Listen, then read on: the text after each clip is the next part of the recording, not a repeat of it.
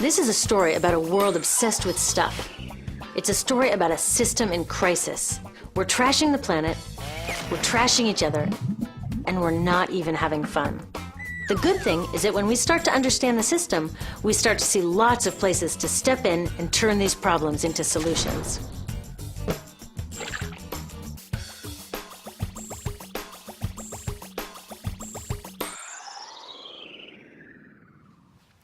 One of the problems with trying to use less stuff is that sometimes we feel like we really need it. What if you live in a city like, say, Cleveland, and you want a glass of water?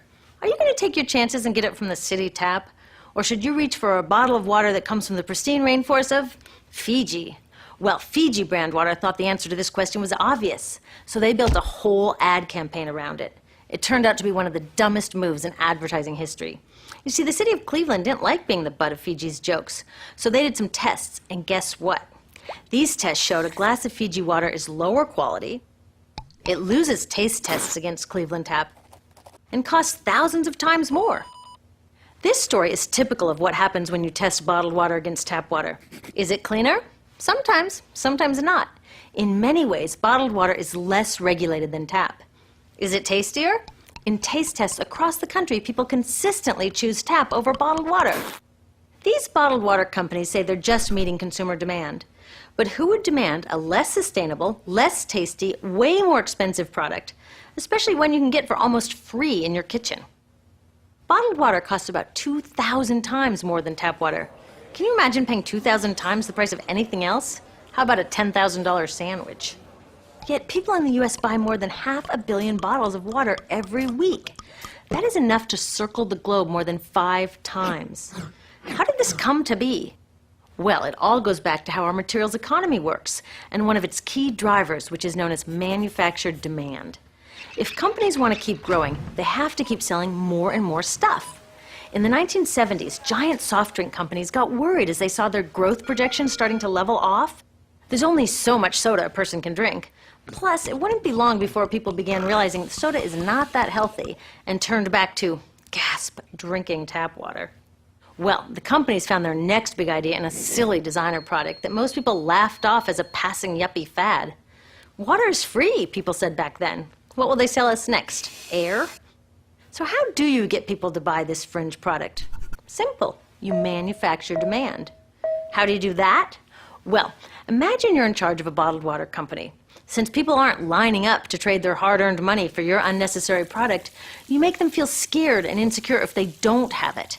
And that's exactly what the bottled water industry did. One of their first marketing tactics was to scare people about tap water with ads like Fiji's Cleveland campaign. When we're done, one top water executive said, tap water will be relegated to showers and washing dishes. Next, you hide the reality of your product behind images of pure fantasy. Have you ever noticed how bottled water tries to seduce us with pictures of mountain streams and pristine nature? But guess where 1/3 of all bottled water in the US actually comes from? The tap. Pepsi's Aquafina and Coke's Dasani are 2 of the many brands that are really filtered tap water. But the pristine nature lie goes much deeper. In a recent full-page ad, Nestle said, bottled water is the most environmentally responsible consumer product in the world. What? They are trashing the environment all along the product's life cycle. Exactly how is that environmentally responsible? The problems start here with extraction and production, where oil is used to make water bottles.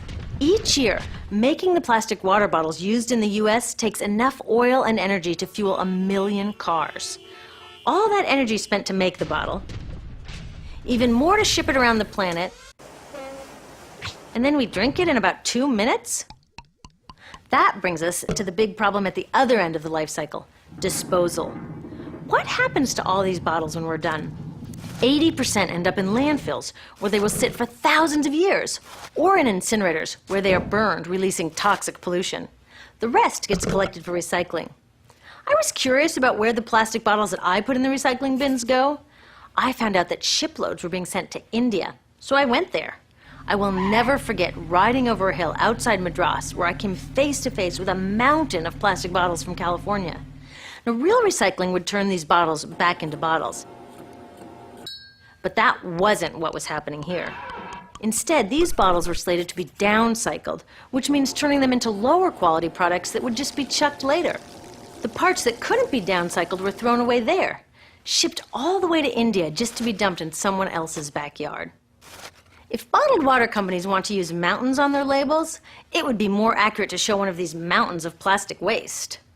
Scaring us, seducing us, and misleading us. These strategies are all core parts of manufacturing demand. Once they've manufactured all this demand, creating a new multi-billion-dollar market, they defend it by beating out the competition. But in this case, the competition is our basic human right to clean, safe drinking water.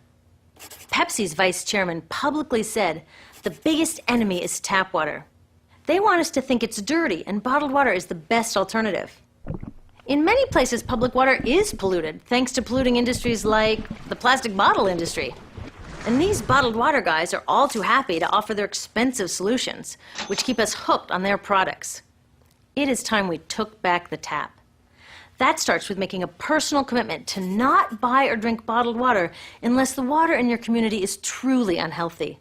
Yes, it takes a bit of foresight to grab a reusable bottle on the way out, but I think we can handle it. Then take the next step. Join a campaign that's working for real solutions, like demanding investment in clean tap water for all. In the U.S., tap water is underfunded by $24 billion, partly because people believe drinking water only comes from a bottle. Around the world, 1 billion people don't have access to clean water right now. Yet cities all over are spending millions of dollars to deal with all the plastic bottles we throw out. What if that money was spent improving our water systems, or better yet, preventing pollution to begin with? There are many more things we can do to solve this problem. Lobby your city officials to bring back drinking fountains. Work to ban the purchase of bottled water by your school, your organization, or entire city. This is a huge opportunity for millions of people to wake up and protect our wallets, our health, and the planet.